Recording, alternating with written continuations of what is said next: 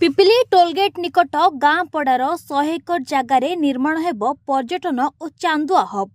पर्यटक माने सेठारे एही टूरिज्म हब परिदर्शन करने सह देशर थिबा समस्त राज्यर विभिन्न प्रकार व्यंजन मजा नहीं पारिबे। एने पिपिली गाँ पड़ारे निर्मित थिबा अवहेलित चांदुआ हब प्रकल्प को परिदर्शन करिसेंती राज्यर उपमुख्यमंत्री तथा पर्यटन मंत्री प्रभाती परिडा।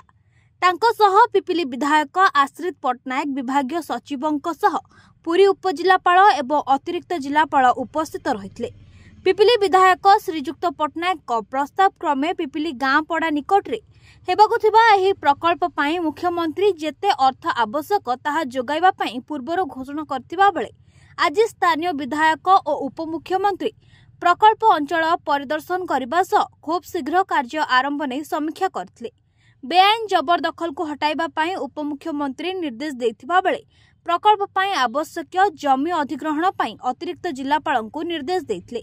तेबे आगामी 2 मास मध्यरे प्रकल्प कार्य आरंभ करने को पर्यटन मंत्री श्रीमती प्रभाती परिडा निर्देश देथिबा बेले एही प्रकल्पटी कार्यक्षम हेले विश्व प्रसिद्ध पिपिली चांदुआर विकास होई परिबो बोली कहिसंती उपमुख्यमंत्री प्रभाती परिडा। देखंतु ये बहुत दिन धरी एठी टूरिज्म डिपार्टमेंट रो 7,66,00,000 खर्च होइकरी एठी गोटे हेरिटेज अप्लिक विलेज हबो बोली हेतिला। ताकू आगरू मोर सचिव जे टूरिज्म रे अछंती आसे देखि जाइथिले। आज मु और मोर जे विभाग देखुचंती काम देखुचंती से भी आछंती जिला एडमिनिस्ट्रेशन रो एडीएम सब कलेक्टर तहसीलदार बीडीओ समस्त एठी अछंती।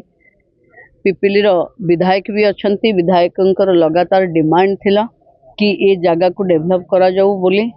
आसिया में देखिलु कि आउटडोर हाउस भली पड़ी एथरे किछि यूज होनी घर गुड़िक किंतु पाखापाखी बहुत जगह एठी सरकार अच्छी। तेणु जो अप्लिक विलेज स्वयं सहायिका गोष्ठीर भूणी मानकर को किछि गोटे उत्पादित सामग्री बजार देवाई डिपार्टमेंट आपरे एक भल प्लानिंग करिवो जो पर्यटक माने एठिके आकृष्ट हेबे एठी किछि समय बितेबे। ये रूरल इकोनॉमी उपरे आर गोटे प्रभाव आसीबो। अनेक इन्वेस्टर्स अछंती जे आसिकरी एठी डेवलप करिवे किंतु मु भाबुची अप्लिक कारीगर जोटा चारियाड को सौंदर्य करबा पई सेमानकर योगदान बहुत अधिक। तांको पई आम सरकार किछि करिवो बोली निष्पत्ति नैचे। एठी जेते अधिक पैसा लागिवो किंतु आमे ए जगह को गोटे हेरिटेज जगह भली बनेबो। देखंतु आम पिपिली अंचल जो पिपिली अस्मिता जहाँ पिपिल परिचित मोर चांदुआ कार्य सारा विश्व रे पिपिल परिचित। तेणु से चांदुआ कारीगर एवं चांदुआ को प्रकल्प को आगू को नवाई विभिन्न समय विगत सरकार माने जो भाई भाव में कोटी कोटी टंका ये प्राय 7.5 कोटी टंका खर्च करी एटा भूत कोटी भाया पड़ी रही।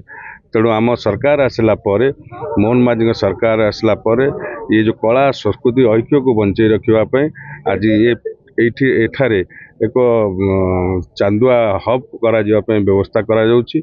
माननीय आमर टूरिज्म मंत्री तथा उपमुख्यमंत्री प्रभाती परिडा महोदय आसीथिले एवं अधिकारी मान समस्त आसीथिले। बहुत जल्दी ये टूरिज्म रो जो जगह अच्छी बाकी आउ जगह को सरकारी जगह को निया जाई पाखापाखी 20 एकर जगार एक टूरिज्म हब तैयारी कर चांदुआ तैयारी सहित ओडिशार विभिन्न कला संस्कृति खाद्य पेय प्रत्येक कथा एठी टूरिस्ट मान को आकृष्ट कला भाया करा जिवो। आम अंचलर इकोनॉमिक आर्थिक मानदंड बढ़िबो रोजगार पाइबे आम अंचलवासी।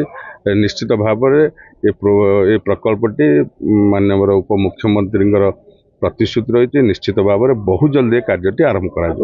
पुरी जिला पिपिली मनोरंजन महापात्र रिपोर्ट नीलाद्री मीडिया।